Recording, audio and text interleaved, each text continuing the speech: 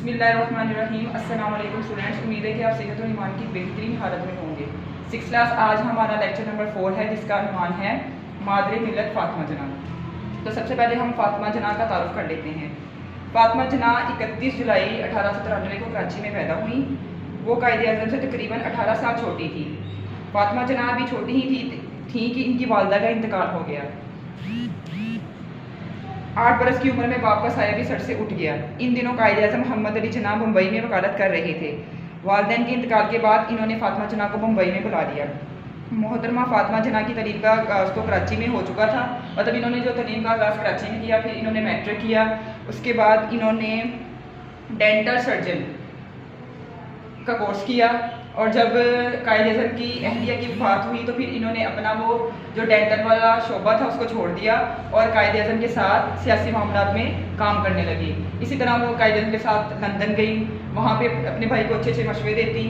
फिर जैसा कि आप लोगों ने रीडिंग में आगे नेक्स्ट पढ़ेंगे कि इन्होंने अपनी सारी ज़िंदगी जो है वो कौमी मफादात के लिए वक़फ़ कर दी। फिर इन्होंने एक तलीमी खिदमात का एक प्लेटफॉर्म बनाया जिसका नाम अकवा था।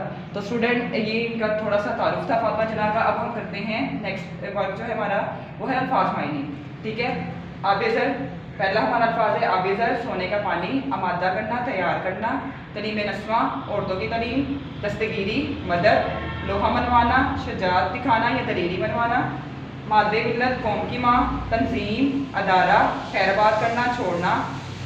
शाना बशाना, साथ साथ। उसके बाद नेक्स्ट हम करते हैं सवालात। सवालात के जवाब जो हैं वो मैंने बोर्ड पे लिखे हुए हैं। सवालात आपकी बुक एक्सरसाइज पर हैं। ठीक है, पेज नंबर 12 पे दिए हुए हैं। तो पहला हमारा सवाल है, मोहतरमा फातिमा जना कब और कहाँ पैदा हुई?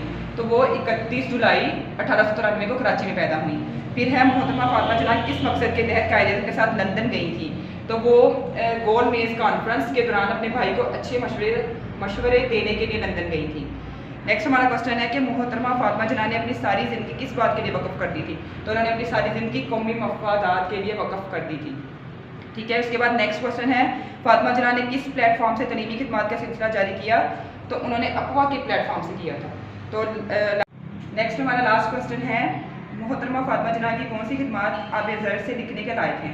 तो वो ये हैं, महाजरीन की आबादकारी और कश्मीरी महाजरीन की दस्तगीरी आबेज़र से लिखने के लायक है। तो जी स्टूडेंट, आज का ये हमारा लेक्चर नंबर 4 था। मुझे उम्मीद है आपको समझ आ गई होगी। अगर आपको कहीं भी किसी भी क्वेश्चन में या वर्ड मीनिंग की समझ नहीं आती तो आप वीडियो को बार बार वॉच करें।